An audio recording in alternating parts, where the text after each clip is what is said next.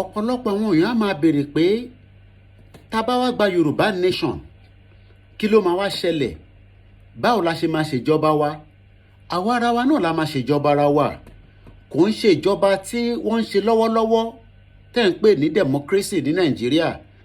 Ǹjẹ́ tẹ́ ẹ mọ̀ rárá ṣá pé 1999 constitution tó fi ń ṣe ìjọba lórí Nàìjíríà nísìn títí di wákàtí, àwọn ìjọba sójà níjọ́ náà lọ́hùn àwọn ló jókòó papọ̀ ló kọ constitution nìyẹn, kò ń ṣe aráàlú ló kọ constitution nìyẹn, aráàlú kọ́kọ́ ló kọ.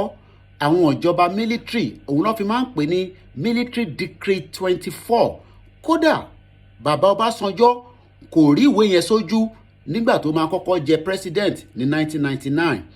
So tá bá fẹ́ dá dúró bí orílẹ̀-èdè tá à ń pè ní Yorùbá nation, àwa la máa jọ jókòó la máa decide bí a ṣe fẹ́ jẹ́ kí constitution yẹn rí.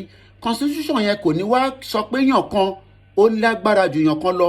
Constitution yẹn á fún wa ní welfare, á fún wa ní education, á fún wa ní security, á fún wa ní ìdáàbò, á fún wa ní health care.